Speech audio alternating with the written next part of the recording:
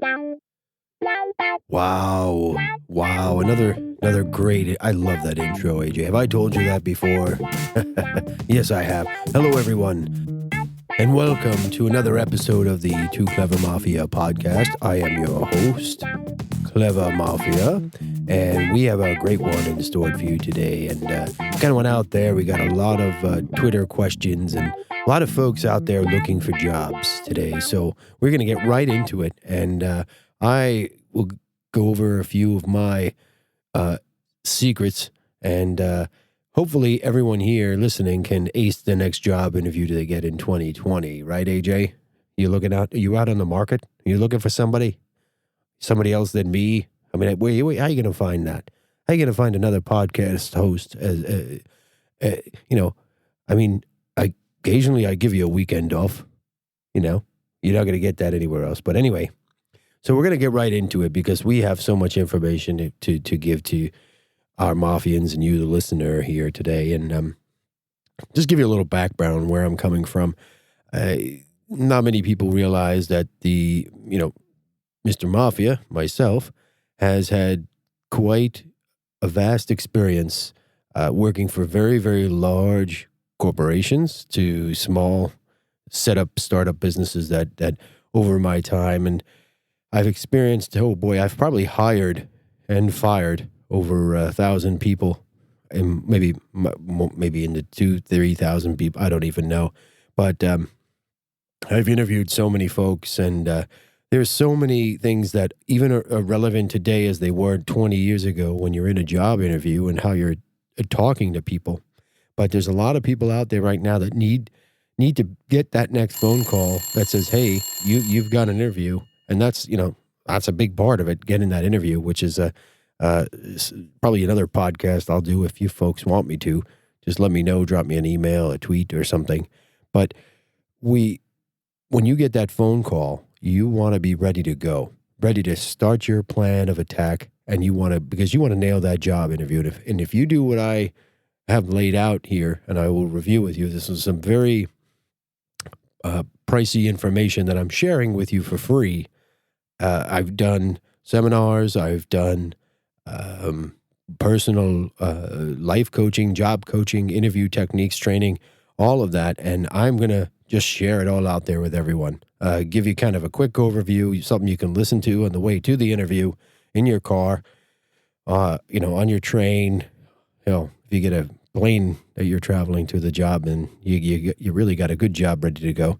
But I've been on those too. I've had to take planes to interviews. I've had to take planes to interview people. So we're going to get right into it, though. I'm not going to delay. I'm not going to give you all our shameless plugs on all our Facebook and social medias and Twitters and Instagram and all that stuff. You know where to find me at Tooclevermafia. You know our website is tooclevermafia.com. But I just want to give this to my listeners to help get that job.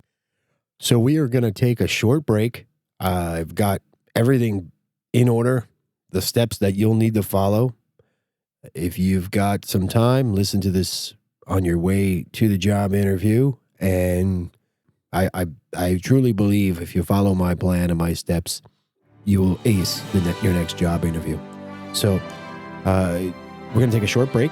We'll be right back after this with our How to Ace a Job Interview in 2020.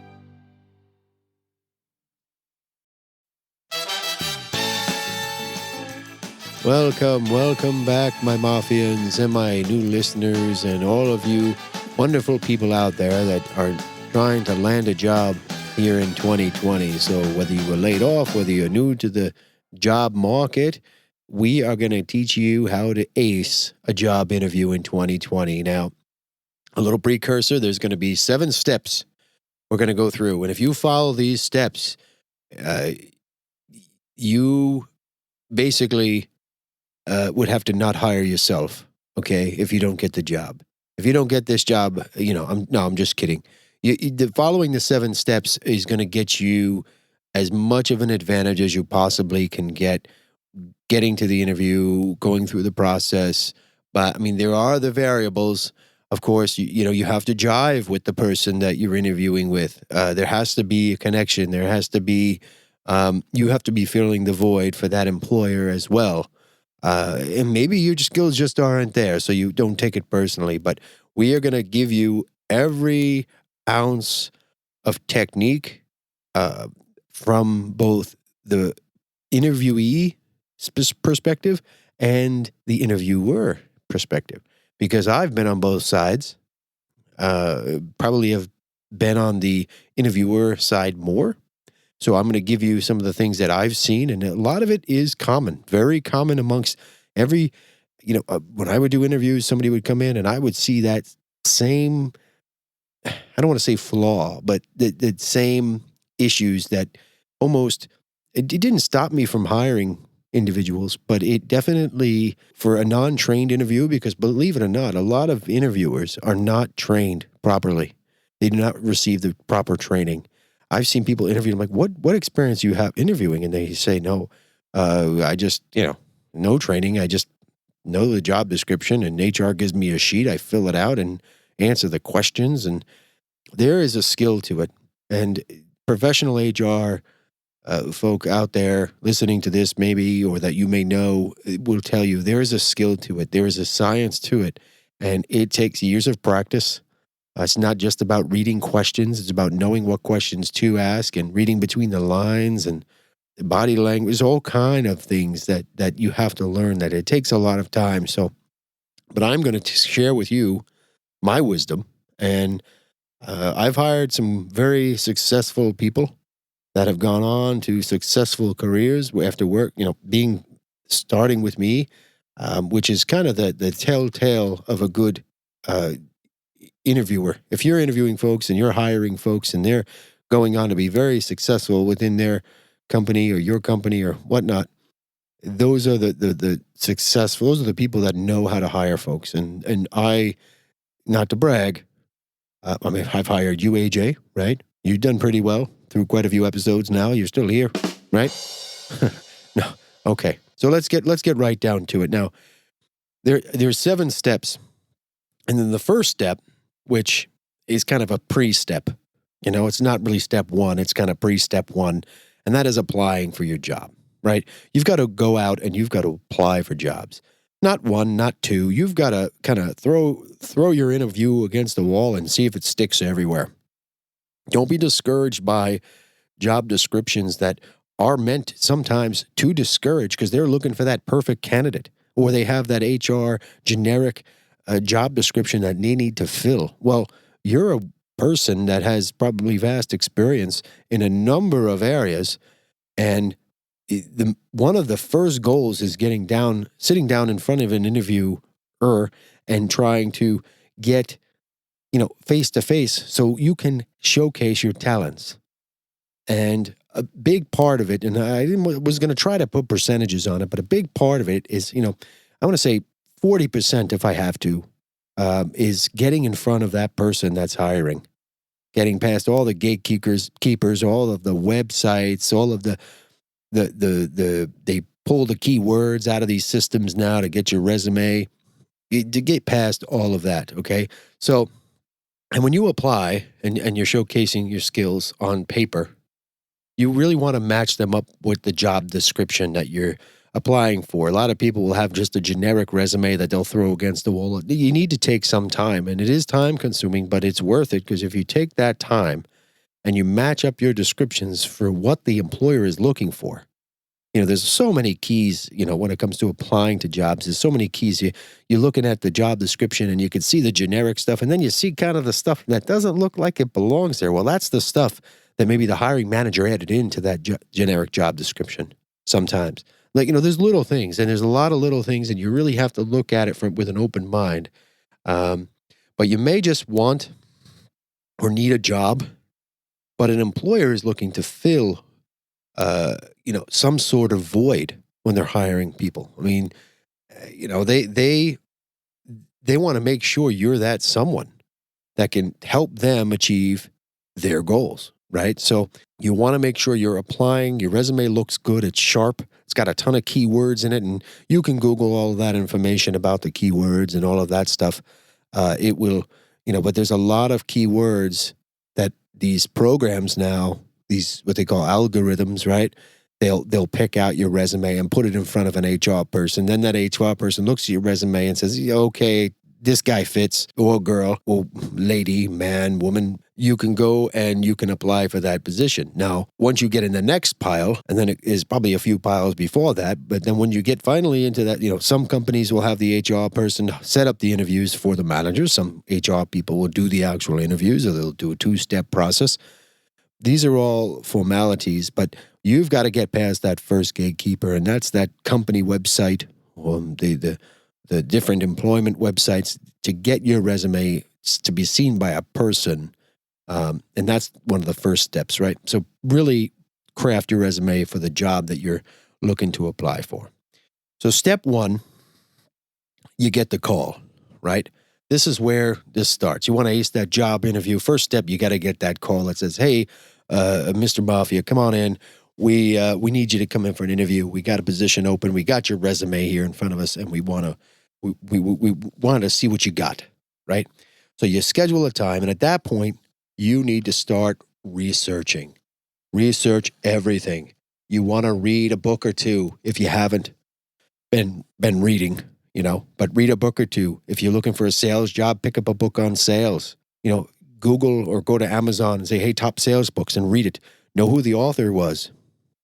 There's a lot of, for example, let's say managing in sales. Zig Ziglar is a very popular name. If you're looking, really depending on the job you're going for, but read a book or two about experts in the field, because more than likely the interviewer or the manager that's hiring you is going to know that. If they're a top person in their company or someone that has moved up and has a rank, they're going to know these things. And some might be sharper than others and be more studious than others. The more ammunition you have, or the more tools you have in your toolbox, we'll say, the better off you're going to be. So definitely, start with reading a book, research different sites, like they have Glassdoor. Check out some previous employees, or sometimes there's current employees commenting about what's going on in that company. Like I said, search Google for that company if you just want to. Read some news articles. What's going on currently? What are the current events? You go to a business site. See what the company has made or put forth, or is there an issue with their stock, or what are their finances? If it's a public company, they post their earnings and what's going on, and read the article. They're usually short summary articles anyway. You could just read them and get some of that knowledge. Take notes, try to remember it. Do this right before the interview so it stays fresh in your brain. You definitely can get a lot of information and be ready to shoot from the hip those answers that when asked. Learn about the industry. Like nowadays, I don't know, let's say the food industry, the restaurant business. People are, where I'm located here in the Northeast, a lot of these businesses are reopening from the pandemic, and they're having to come up with new business models, right? So they got to eat outside. They're buying tables and they're buying umbrellas and chairs and and tents to sit outside. So if you're going to job for let's say a tent company, which is probably booming, know that. Just an example, but definitely step 1, you get that call. Public perception of what the company is like, if you don't already know, if you didn't do that when you were applying, and know that company. Know that company. If you can even know who the interviewer is, and Google that person too, but you never know who might be interviewing you, or somebody calls you, somebody interviews. So I never put much weight in that, but when you get that call. Second, this is something I saw quite often over the course of my time hiring and firing folks is dress. Now, you want to dress for success. And what I mean by that is you want to really dress for the job that you want, and not even the job that you have, but the job that you want. If you want to be CEO of a company, if you aspire to be president of the company that you're working for, then go in there dressing like the company president. And it sounds silly, but if you go in there and you got a neat, clean dress or suit on, and you look professional and neat, and people take notice. I remember an interview I had. This was way back, and I was interviewing for a low position, sales position, and the salesman came in, and he looked like a mafia don. He had the suit to the nines. It must have been $1,000 suit. Now, I'm not saying you have to go get $1,000 suit, but don't have holes and rips and dirts and stains and all that on your tie and your shirt, your dress, whatever. He came in looking like a mafia don. And I even said to him, I said, wow, you look like you're ready to be president of the company. And his reply was, that's my goal. And he was serious. It was not, and I was, wow, okay, well, this is, I'm thinking to myself, well, this is the start of maybe a great career for this young person, but that was impressive. And, some managers, some interviewers are not going to necessarily point that out, but they see that. They know that because they're going through people. And I've had people come in with flip-flops on for professional positions, shorts, mini skirts and things when they should have been, you also the position matters. Like I've had people come in for, what was the position? A bank teller. Bank teller, the person had a Hawaiian shirt on, half open, sunglasses on his head, shorts, khaki shorts, and sandals. And the banking world, this particular bank was very, we'll say, conservative, right? The bank was very conservative, and they had, even myself I was required to get up in the morning and put a suit on and a tie, which I didn't enjoy, but had to do that. And you show up for this interview and say, well, you really didn't do, in my perception of it as a hiring manager, well, you really didn't, do you care about this position? You didn't do any recon. You probably didn't even visit the location before the interview, which most of the time there is time for that, to see the dress, to see, how people are acting. And that's because that's who they want to hire, just some thought. But definitely you want to dress for success and not like you're going to a rock concert. And I enjoy going to rock concerts. So I'll tell you all kinds of concerts. And,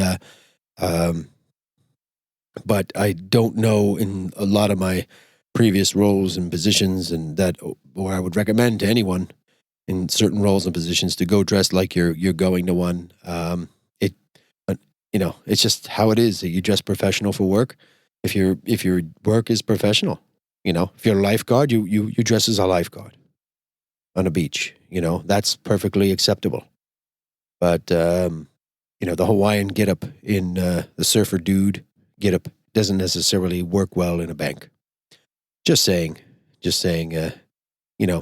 And last thing about this, I want to just the dress for success part is jewelry, watches for men, and you don't want to go in unless you're going for a very, very high position. And this is the higher ups, but the average Joe is going in for a job. You don't want to wear the $10,000 Rolex or the $15,000 gold chain, or the bucket of pearls around your neck.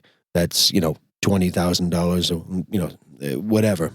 You don't want to wear those type because it can send the wrong message to the interviewer that, hey, this guy's coming in for a minimum wage job and he's got a $10,000 Rolex. And interviewers know these things. Especially professional atmospheres, the interviewer is going to know, these are things that, because everybody's wearing a uniform or a suit to work. These jewelry pieces are the things that make you an individual and stand out, and people will wear them, try to impress clientele or other employees. So you don't necessarily want to wear those. If you're wearing a Rolex and you're going for an interview to be a Rolex salesman, perfect.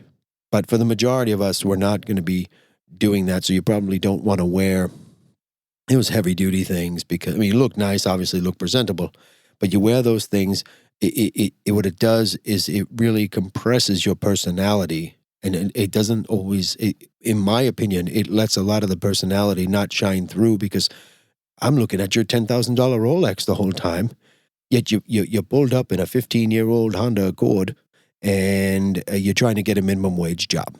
So something doesn't balance. And an astute interviewer is going to pick this stuff up. And just keeps you out of the no zone as far as interviews go, right? So, you guys with me already? Everybody out there listening? AJ, you still awake back there? Yeah. This is some serious stuff. So we're up to step number 3 now, and this goes to being on time for your interview. Be early for your interview, and this goes a lot deeper than just getting there and being able to show up, because I can tell you, giving yourself enough time and planning to get to the interview on time is probably one of the more important things you can do, aside from getting that call to go to the interview. Because a manager, or a hiring manager, or an HR person, they spend a lot of time with a lot of different employees within the company, because most of the time their sole job is not just hiring people, right?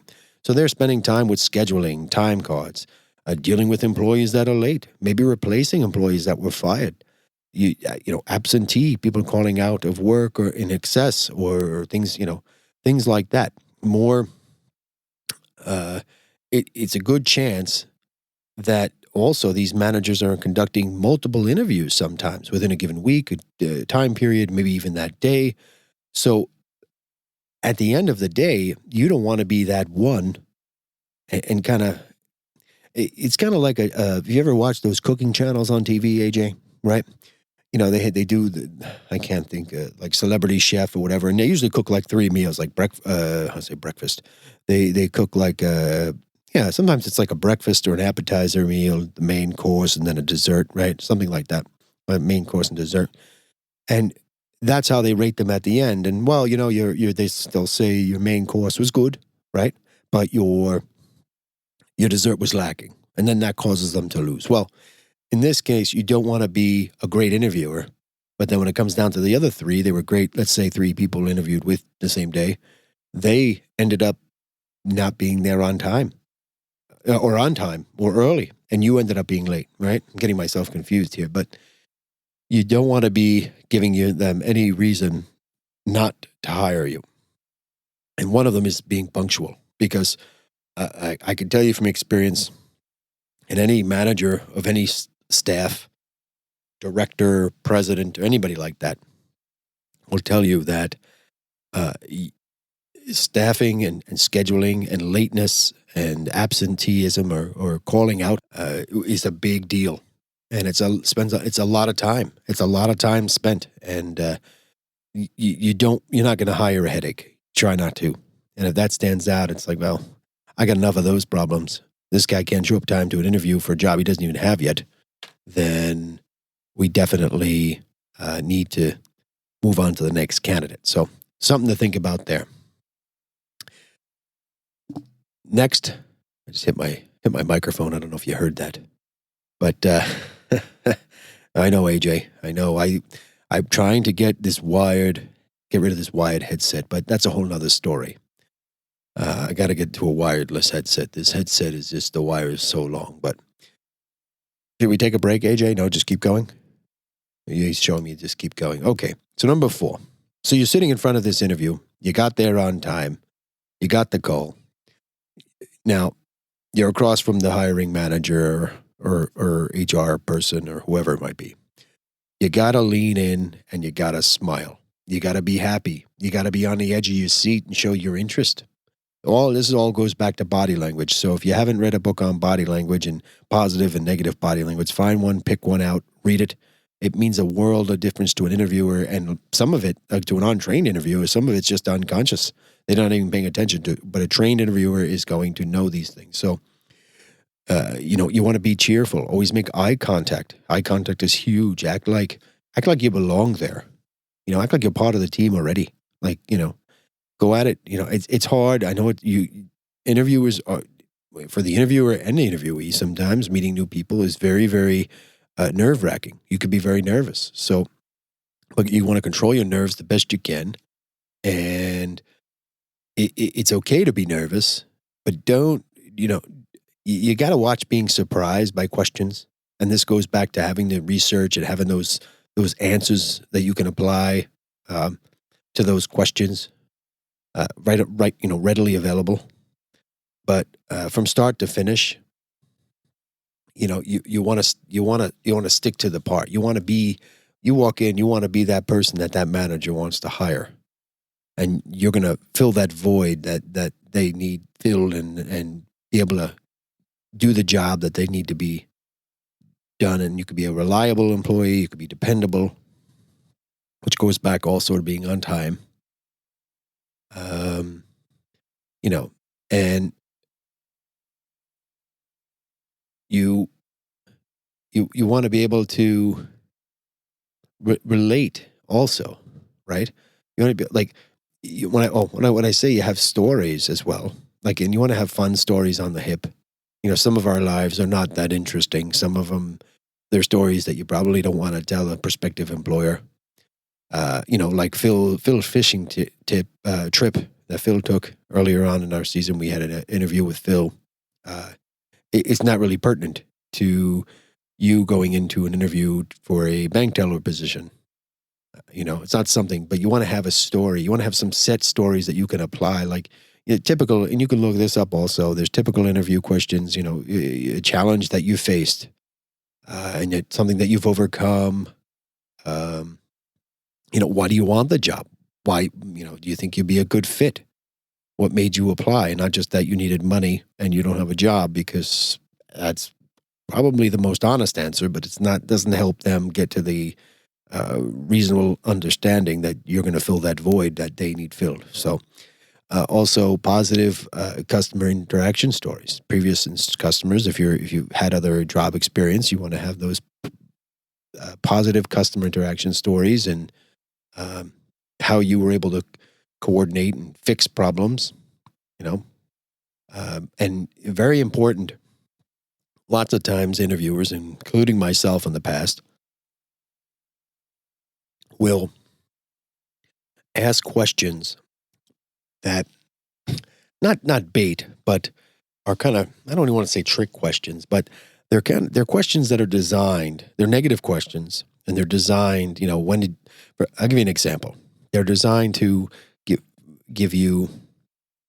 They're designed to inspire a negative response and see how you handle a negative responding to something negative. Okay, here's an example. So, an interviewer says, "Hey, tell me the time when you didn't hit your deadline, or you didn't complete a project, whatever it is." Now, that question there's a design to that. That question is designed to show, maybe, hopefully, that you can overcome adversity, but it's also designed to show, hey, did they just, drop the chips and walk away, or did they go forward and persevere? So you want to make sure you're turning these questions, hey, Mr. Interviewer, there was this time where I ran out of time in a project I was working on, or I was getting to the end of the project I was working on, and wasn't going to hit my deadline. Kind of knew it, right? But instead, I knew I was getting, so in order to hit my deadline, I enlisted other peers, other employees who I would then trade, be able to help them with their deadlines at another date, but to get the project moving faster to hit the deadline, right? So that's a question. I mean, it's very generic, and might not be the best example, but it's an idea where you took a negative and you turned it into a positive. So, and it also enlists some of your stories that you might have about previous work experience and all that stuff, which is never a bad thing, because you'll paint a picture in the interviewer's head about how your work, how you can do the job and do it effectively. So that's step 4, lean in and smile. And step 5 is going to be listen. This is an important step forgotten by a lot of interviewees when they're nervous and sitting across from the interviewer. But it's very important that you listen to the interviewer. You listen to the questions that are being asked, and trying to find out why is the employee asking that. Now, sometimes employers give interviewers just a standard HR list of questions to stay on track, more so because the interviewer is not really a trained interviewer and doesn't know what questions legally they can ask. They can't ask you how many kids you have, or, you're going to have to babysit your kids, and you're not going to be able to babysit your kids. You don't babysit your kids, they're your own kids. But that type of stuff. And you can't really ask. There's a lot of no interview questions, and that could, there's questions that could lead into that direction. And HR departments don't want that. So if they have that list of questions and you're going down that list of questions and they're just asking it, you give your best answers, you tell your best stories, keep an eye out for questions that are going to be asked that you feel are off the cuff or responds to your previous statements. Because those are info finding questions that the interviewer is asking personally, because they're trying to understand or make a decision in their head based upon what you said and how it's going to fit. So those are very key questions to focus on, and any type of question they ask is very important. Now, I've also come across interviewers that will sit there and just talk and talk and talk and talk and talk, kind of like a podcast host, right, AJ? Right. We'll talk and talk and talk and talk and talk and talk, and we love talking about ourselves, and we love telling you about our job and what the company brings and all blah, blah, blah, blah, blah. Probably not an experienced interviewer also, or a trained interviewer, but some people will just love it. And if you can, and sometimes just allowing that interviewer to open up and talk to you and you become that crying shoulder, you'll get the job, because they got a certain amount of time they want to interview in. And if it's a half an hour, whatever it is, that time gets eaten up 45 minutes by the interviewer chatting about himself and their barbecue they had last week. You are in good shape because, you smile, you nod, you laugh, just, hey, whatever, you have a good time with it. You're probably going to get the job. Congratulations to you. But very important, kind of feel the interviewer. Is the interviewer, an old timer, been around a while, knows the skill, knows the body language, maybe already has somebody in mind that they're going to hire, and you're just going through the motions. You never know that. But always go in there with an open mind. Always make sure that your interviewer, you kind of try to read the interviewer. And sometimes it's okay to let the interviewer shine the interview if you really want the job, right? That's one of the big things that people miss, and they don't let the interviewer talk. We'll talk a little bit about, you want to have some interview follow. This is still kind of the listen phase, but you also want to have some follow-up questions available when that interview answers, when the interviewer asks you those questions, because they're very, very important. So listen to what they're saying. Really listen to what they're saying. Clarify what they're saying if you have to, by repeating the question.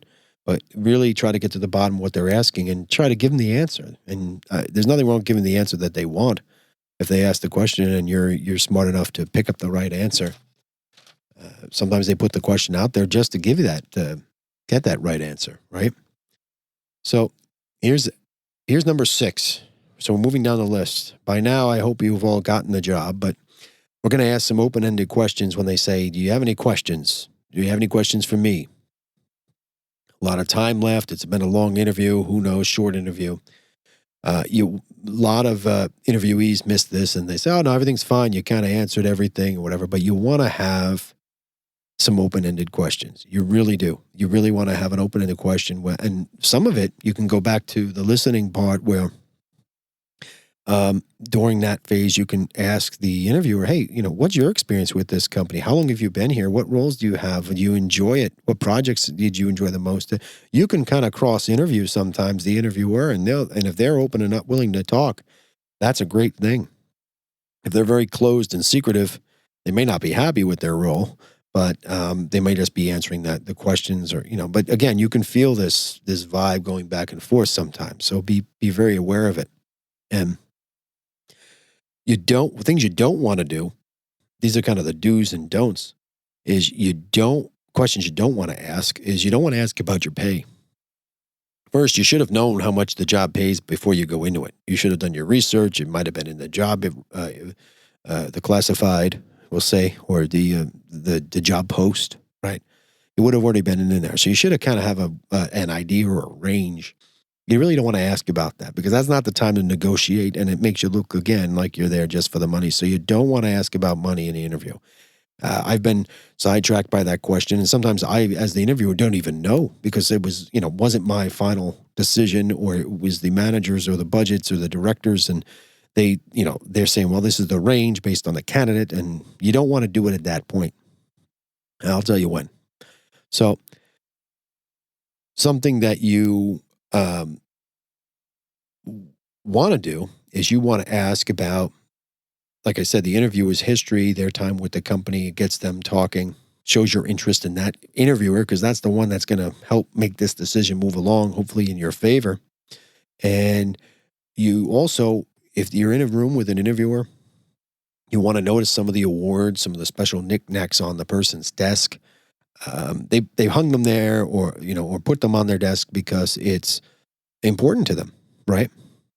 So you want to mention them. Say, in a lull, or if the interview has to answer a text message, or had that happen before, or a phone call, or has to respond to an email or a message or something. You want to take a notice of some of that stuff, because that's what's important to the interviewer. And if you can touch their heart, and you can really get in there, it's one leg up you have, another leg up you have. Hopefully you got, whatever. Easy, AJ, easy. So what I wouldn't recommend is talking about photos. If they're on the person's desk and they're facing you, go right ahead. But generally, that kind of trained interviewer, is not really going to talk about family and children and obligations like that, because they can lead into a shady area for interviewing and the legality of interviewing. And if the person doesn't get the job, it could be illegal in some states to even talk about it. And if the person doesn't get the job, it could be cause for, just discrimination and you don't want to. So you kind of stay off that. You don't want to put the interviewer in an awkward position ever, for obvious reasons, right? So this is going to be step 7. So you've asked all your questions. You've noticed all the awards. You got your fanciest dress on. You got the call. You wouldn't be there to begin with. And, you're leaning in. You're smiling. You were on time. You listened to everything that interviewer had to say. And you showed all the interest in the world. And you go home. You say thank you. Now, one thing you want to mention is always find out, ask them outright, hey, when will I be hearing from you?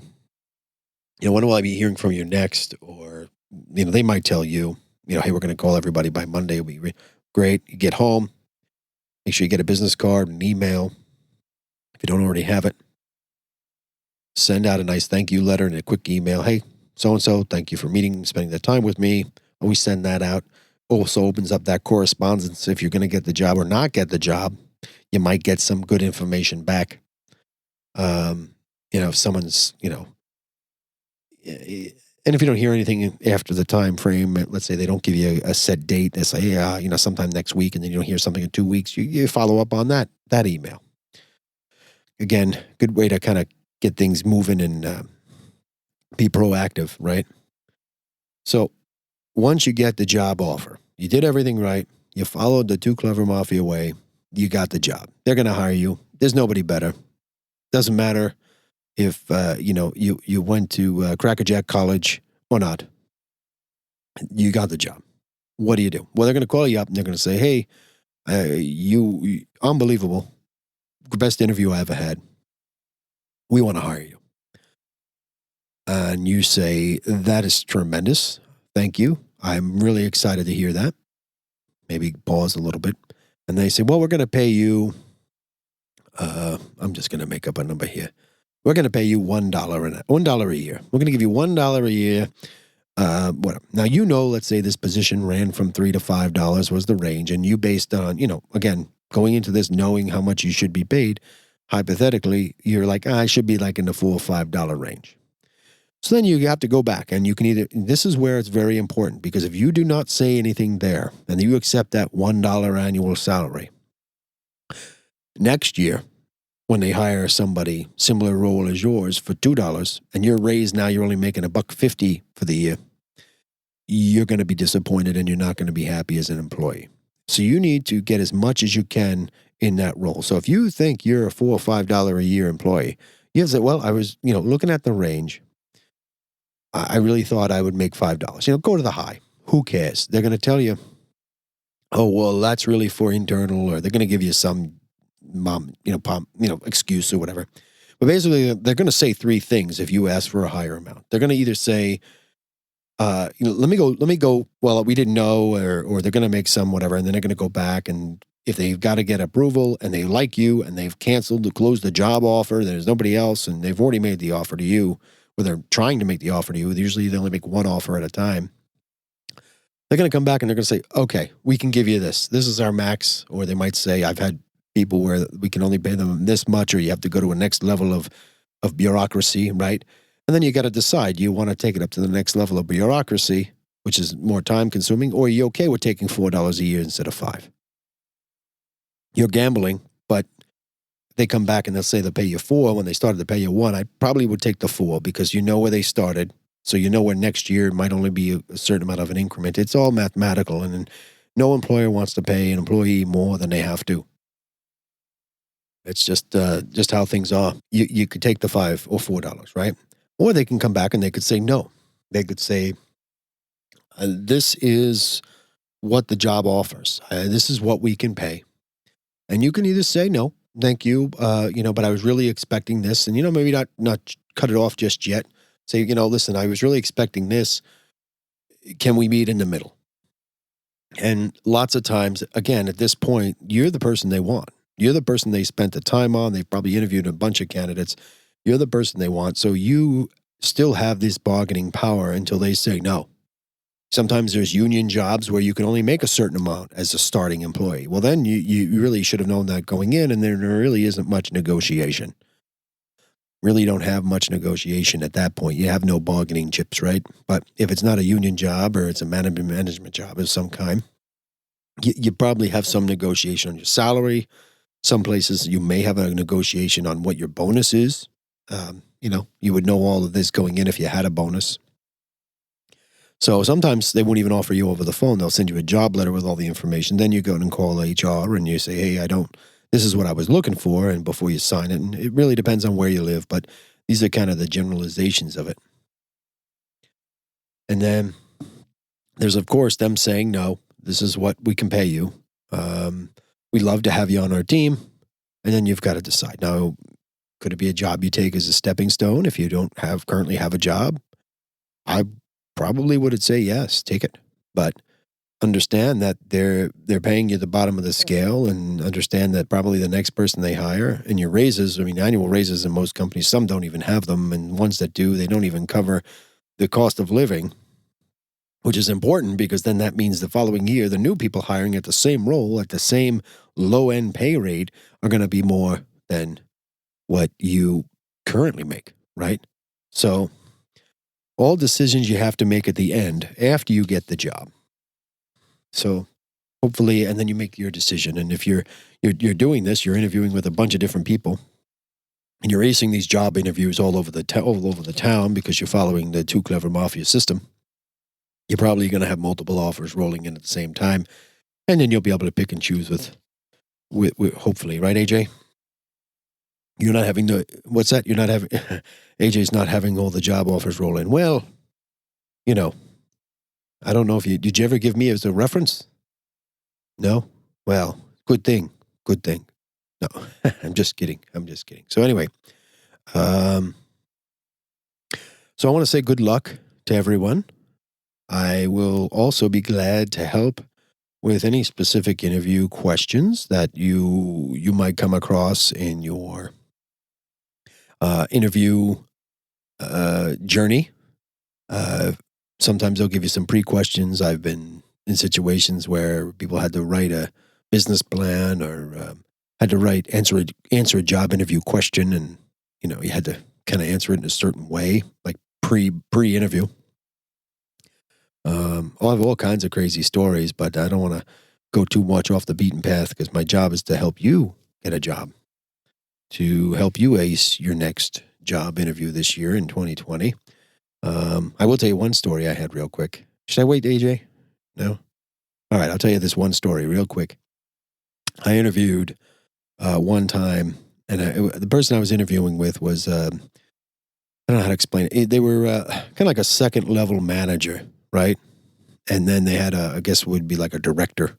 And then there was a director, and then there was a vice president in this interview. And then there's a third person. I don't know who they were. I think they were just maybe a staffing person or an HR person. I don't know. So I'm sitting in this panel interview.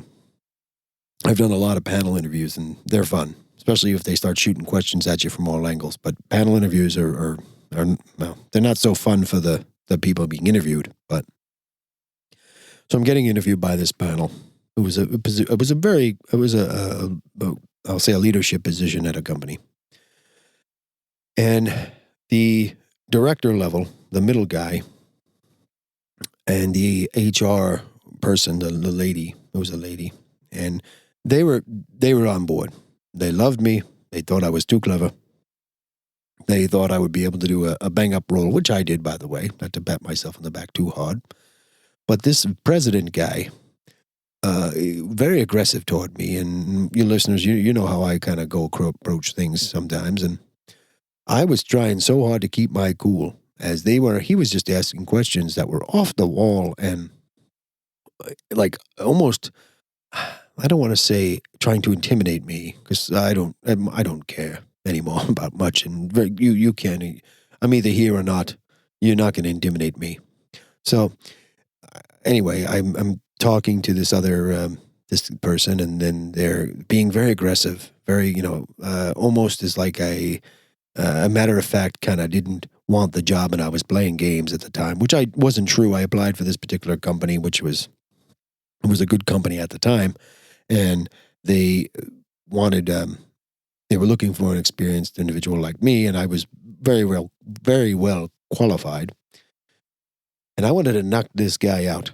I wanted to stand up, fold up my foldable chair that I was sitting on, and just WWF him right over the head, right? And I was at my wit's end, and then the final question they asked, after bombarding me and going they try to do them quick questions to kind of throw me off, was, why do you want to work here? And my answer was, well, I want to work here because I did a lot of research on the company, and they, I think I bring a lot of my talent, and I could be very useful on your team, and so on. And then he broke into a smile at the end of that question, where the last 15 minutes it was getting very hot and heated. And he just kind of nodded his head and said, okay, like with a smile. And I could see that he was trying to agitate me for whatever reason. I don't understand. I've never done that in an interview with anyone. And by the way, that interview, I was there early, and they made me wait almost an hour before I even got into the panel. And I was on my way. I remember specifically that day, I was almost going to walk out. I'm like, they don't respect my time. And I'm supposed to be respecting their time. And then they don't respect their pre-employees. How do they, and this is all that stuff that's going through my head.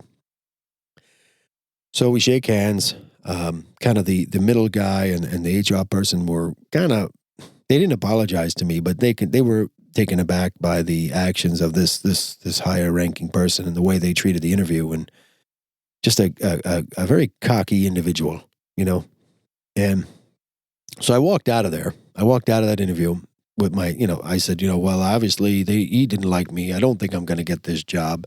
Didn't care. I had other things lined up as well, but this was kind of my first choice. And I'm on my way home, and sure enough, I get a phone call from the middle person, and he kind of apologized gently and said, hey, we really want you to, we want to hire you.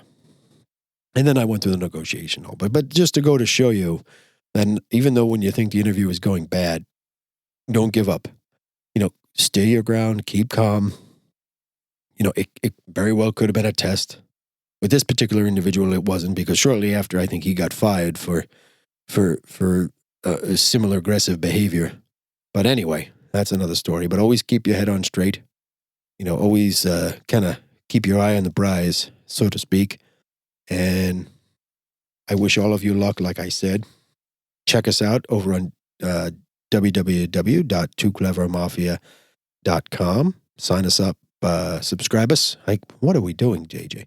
Subscribe, please, to all of our social medias if you find this stuff useful. We'd love to hear from you. Twitter, Instagram, Facebook. Definitely, like and subscribe our podcasts. We're on Apple, Anchor, Google, Radio Public. All the big ones, right, AJ? Yeah, Radio Public. Bullhorn is very popular to all our listeners in the UK, in the US as well. And if you like, we're giving you all of this away for free, all of this material today. So if you would like to donate, you can head over to Tooclevermafia at Patreon and donate. We'd appreciate any donations from anyone for any amount. If you really like our material, if you found any of this useful, you can also head over to Teespring, buy yourself a T-shirt, Tooclevermafia, also over there. T-shirt or a mug, maybe a mug to give to the interviewer you're going to, or a Tooclevermafia T-shirt. That might just get you hired off the bat, right, AJ? Having a Tooclevermafia T-shirt as a gift. Kind of like bringing an apple to the teacher type of thing. Just kidding. So I've had a great time today. Hopefully, if you have any tips, email me directly, tooclevermafia@gmail.com. Again, any questions, try to get back to as many of you as I can. I've been getting so many great show topics. If you have a show topic you'd like us to discover, to go over and review, if you've, a lot of folks have wanted us to do this show about how to get a job and do well in an interview. But I'd be happy to kind of go over how to create a nice resume as well through the podcast. And if anybody needs any help with that, definitely I'm out there for you. So I think we're going to wrap it up today. I'm going to go rest my voice, but check us out on the YouTube also. Going to do some more gaming this weekend. Going to go, I think I'm going to play some more PUBG, AJ. I think last week I was really close to winning, really close to getting that chicken dinner, right? I'm getting good. I'm getting real good. I'm almost going to be, pretty soon I'm going to be the best PUBG player in the world. I don't know. You got to watch the videos and comment on YouTube and tell me if you like it or not. But I think I'm going to be up there. I'm going to start ranking. So, all right, let's get out of here. We've held them up. Play a little outro for me, AJ.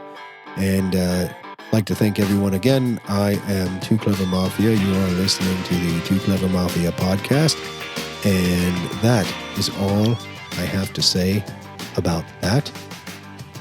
Good luck, and we'll talk to you soon. Welcome back to all my Mafians, all my new listeners. I hope everybody out there is ready to ace their next job interview after getting the one and only Clever Mafia's 7 very valuable tips, I would say, AJ, wouldn't you? Yeah, I said, you got your pre-step 1, apply for a job, pretty simple and basic. And then step 1, you get the call. We went over all of that stuff, what you do when you get the call. Step 2 is dress for success, right, AJ? You're always wearing your best attire, right? You're looking sharp all the time. Step 3 is going to be on time for the interview. Remember that? And step 4, lean in and smile. There's a little bit more than just leaning in and smiling, but it was definitely a big part of nailing those jobs and walking in and walking out with a paycheck eventually, right? And then you have step 5. I went, just listen to the interviewer, all that kind of fun stuff. Gotta be attentive listening, active listening. Is that what you call it, AJ? Yeah. You're not listening to me now? Okay. Well, step 6, and I ask open-ended questions. If you don't know the difference, you can Google it. But there's open-ended and closed-ended. Closed-ended is generally yes and no. Open-ended is generally looking for more of a tailored response, an elaboration, if you will. And step 7 is once you get the job offer, how to go about it and making sure you end up getting paid, get the bling, or get the coin so you can get the bling, right?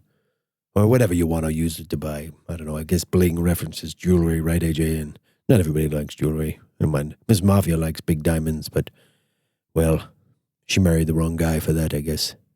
She, haven't hit the lottery yet. But anyway, moving on. So hopefully everyone out there is going to have great success when they go out and get their job and do everything they need to do to make sure they're in the best position to get that job. And I'd love to help my listeners. If anybody free of charge, no catch, no gimmicks. If somebody has a question they would like me to answer, and if I can, I will, send us an email, tooclevermafia@gmail.com. That's TOO, clevermafia@gmail.com. And I'd be happy to get back. You can also tweet us at Twitter. We're at Tooclevermafia. Instagram, same thing, at Tooclevermafia. Facebook, at Tooclevermafia. And I try to respond to as many folks as I can. So also I have what I spoke about. I have a high-quality keyword list, which is what a lot of people use when they create their resumes. You can basically, it's a list of words that you can use as synonyms for other words in your resumes, which are utilized by these search engines that kind of squeeze out the resumes they don't like and kind of allow that first level of interaction occur, where it finds a bunch of words in your resume that what they're looking for, and then it goes and moves your resume into the good pile. And that's where you want to be. You want to be in that good pile. But I can probably post that on our blog. If you don't know, over on our website, tooclevermafia.com, we started posting the transcripts of our show. And let me just let everyone know they're raw transcripts. So my voice and my the way I speak is not very well tailored for transcription or voice recognition for these softwares that we try to use to get transcribed. And AJ is not the fastest typer. I'm not the fastest typer. So to sit here and type out everything that we say, maybe we'll edit them. We clean them up a little bit, but they're basically just very, very raw transcripts. But anyway, they are our blog on our website, so you could read if you wanted to post it. But just kind of something that we're going to do. We're going to clean up those transcripts the best they can, but they're pages and pages long, so it does take time. But we're going to put them out there anyway, just so they're there. So I don't want any comments. I already got a few from just keep them to yourself, because they're not the best quality transcripts, I got to tell you. And I was surprised because we used a very reputable transcript company, and they didn't come out too well. A lot of we. Like the listeners, you folks, I generally refer to you as my Mafians, and since Mafians isn't the word, you should see some of the words they come up with, AJ, in there. So I try to edit them. So if there's something in there that's not the greatest, you can let me know and I'll try to edit it. But we're working on that. It's definitely a work in progress, but we'll get those words over there if you'd like, or I can just email them to you directly. We can send them out to our mailing list subscribers if anybody is interested. Not a huge deal, but they're very, very, very a very high quality list that has been put together over the years, and I've got some very good sources that have given me the lists and the words definitely. So are what big companies use today. So before we go, I just wanted to one thing I wanted to touch on as well. Make sure, back in the day, I used to take a briefcase to my interviews, whether I was the interviewer or the interviewee, and, a big leather briefcase. Right nowadays, you don't really run around. But in my briefcase, I always used to carry all my supplies, my stapler. I had paper clips in there, and I had everything in there, all my resumes, and multiple copies. Back then, you'd print them on high-quality parchment paper, but not necessarily a requirement. But it's not a bad idea, but then you have to go and either get the paper or get them professionally printed. Not necessarily a required expense, depending on the results that it's going to provide, but you could do it if you want to, but it's not a bad idea. It's not a requirement. So, but nowadays you want to have a little bit of a pad folio, a faux leather pad folio. You pick one up on Amazon for $10 and have a fresh copy of your resume in there when you go into that interview. Might not want to keep your iPad in there or something like that in case it starts going off or lighting up. It might become a distraction, but definitely have a couple of fresh copies of your resume on some nice, crisp, clean paper, print it out, and that way you can have it in, especially if the interviewer sometimes will invite a second person, which is also something you want to keep in mind, and you want to have a copy for everyone. So before we go, don't forget to like and subscribe to our Facebook, Twitter, and Instagram. Go to YouTube for all our behind-the-scenes footage, and we have our videos and of our video game playing that I've been doing on the weekends, which has been really fun. We head over to Patreon if you'd like what we do and you'd like to help support our channel, it's Tooclevermafia. And we are getting a lot of donations, and we do appreciate everybody that has donated. Um, there's different levels you can get. We're sending out some T-shirts and some mugs and some merchandise, Too Clever branded stuff, and we really enjoy everyone wearing them and showing us. We're getting a lot of pictures coming in, and we're going to put those up on the Instagram and the social medias as well. You can head over to Teespring if you want to get your own T-shirt. Too Clever Mafia over there, and as always, we're available on all the major podcast platforms. You have Anchor, Spotify, Google Podcast, Apple Podcast, Breaker, Radio Public, and Bullhorn, which is, I got to learn more about Bullhorn because we are really blowing up over there, AJ. We're all over the place, over in the UK, Mexico now, Canada, the US, of course, is where we're based, Brazil. I've seen us in Brazil. So I look at the analytics on occasion just to see where our listeners are coming from. And, I started getting some messages, AJ, in different languages, and I was using the Google Translate so I can understand it because I'm not that multilingual. But people are loving us, so we appreciate the kind words and keep them coming in. And also keep the if you have a criticism, we love to hear it too. We can make our show better for you, the listener, because that's why we do this. We don't do this for any other reason. We're not making millions of dollars, and we do this because we enjoy it and because you, the listeners, have brought us back. We came back from our YouTube channel by popular demand, and here we are. So I am Too Clever Mafia. This is the Too Clever Mafia podcast. AJ is over in our sound booth, and I hope everyone has a great week. We will talk to you next week. Get those job interviews, and that is all I have to say about that. Bye-bye for now.